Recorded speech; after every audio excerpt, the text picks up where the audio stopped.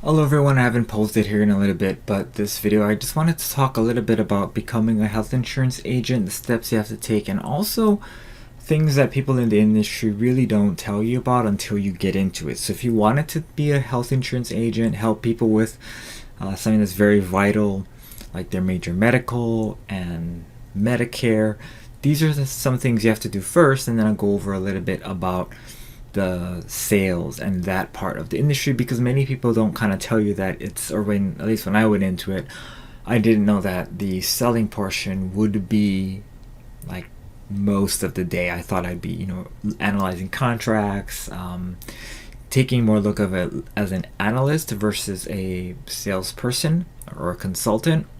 But let's get into it. So 7 steps becoming a health insurance, and I'll link all of these in the description below so you can take a look at it yourself. You have to get licensed. So each state has a licensing exam. The licensing exam is not that difficult. It is a lot of things that people don't utilize in day-to-day selling, but it's something that you need to know to be able to understand kind of how insurance works, and also just little bits about products, but for the most part it's about law. So it is an exam you have to study for. Some people can do it after studying over a weekend and take it sometime during the week.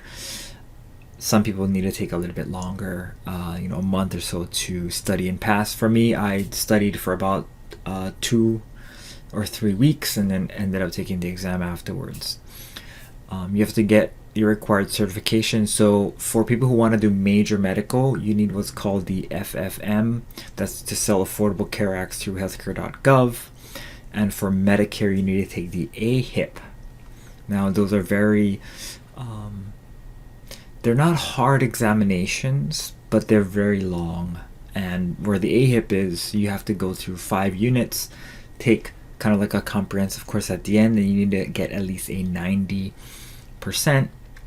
to pass. It can be intimidating, but a lot of these questions are recycled. They're the same question year after year, and they're also very, I guess you could say they're very important for what we do. So unlike the licensing tests, where much of the information covered in there is not really covered in day-to-day practice, the AHIP and the FFM for the Affordable Care Act, those study modules and certifications are useful for your day-to-day run of the business.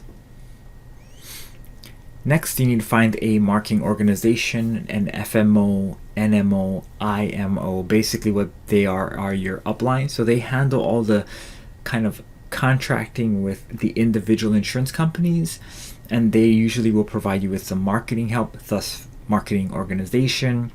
They're what we in the industry call an upline. If you look at insurance, there's there's an insurance company, there's an FMO, and then there's usually an agency, and then the agency has agents. So for me, I have an agency underneath an FMO who receives all the contracting from the above. They handle what they need to handle up there in their upline area, and I handle what I need to handle as my agency, and I manage and help my agents. This is a very important part. I know in recent past it's kind of like, oh, I want the product, I'll just sign up with anyone who has the product. This can be really make or break, because these independent or these agencies or FMOs, they can help you how you want to be helped. If you want more money for marketing, well then you pick a FMO that has money for marketing. If you want more direct one-on-one training, then you pick an FMO or an agency that has that one-on-one training.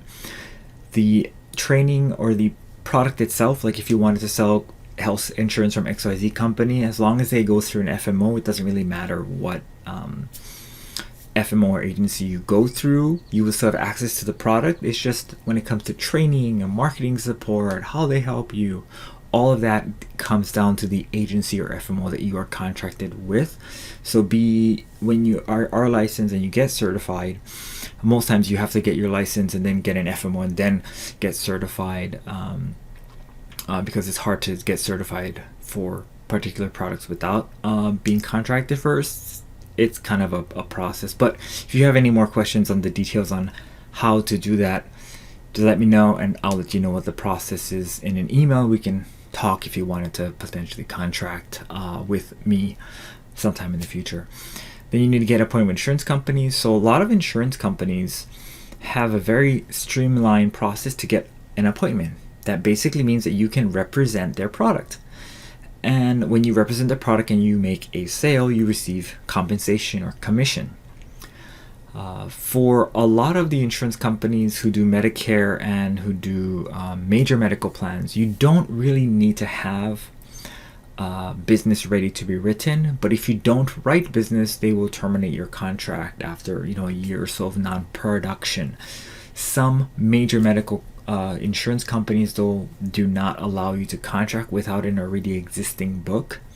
So that can be kind of difficult if you wanted a particular contract from, let's say, XYZ insurance company, and they only will take you if you have at least 100 members already with you who are making this shift. So sometimes it's an opportunity where you see the product and it's a good fit for, let's say, one of the companies that you're prospecting with, and you tell them, hey, let's run a quote for them, see if this XYZ insurance company will work for you. It does, and you can get the appointment that way. But it is a little bit more work, and you probably would have to work with a mentor or somebody to be able to handle a case of that size. Not saying you can't do it on yourself with the appropriate amount of research and education, but that's where it can get kind of sticky when getting appointments. Now, working with a mentor, as I said, for mentors, if you are someone who is self-driven, you feel like you can take on the world all alone, that's okay. You can join an FMO that has a national presence, and they kind of just send you emails. Maybe they might give you a call when something goes on, or they might ask you when you would like calls from them, and that's fine too. If you want someone who helps you kind of on a day-to-day basis, you want someone local, someone who can help you in your city perhaps, and they can do kind of one-on-one trainings, take you out on the field.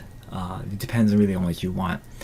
Now, for marketing, it says here market. So you are not, health insurance agents, it's not as easy as, look, lots of people need health insurance. I'll just put my number in the phone book online and hand out business cards, and I'll get so many calls I wouldn't know what to do with it. Unfortunately, it doesn't work that way. There's a ton of agents, and there's tons of marketing for these agents, paid marketing, where like if you were to go to healthinsurance.com, it's a website and they are their own agency, and people who ask for help on that agency will get called by either a healthinsurance.com agent or a call center or something. So there's tons of people who are already selling this stuff. So you have to have a market. You have to figure out how you're going to build your client base if you don't already have one.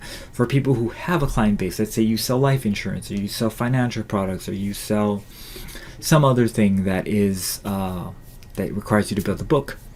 Maybe you have your own market and you're okay with that, and that's the one you can work with. The next kind of thing you have to realize, and the next step is you have to spend most of your time talking with prospects. It's the 80-20 rule. If you have 80% of your time is going to spend with people who are prospects, people who potentially could buy, and the more you interact with them, the more you'll gain experience, and the better you will be doing that. All right, so that is this article. I'll go into the next part where we talk about sales.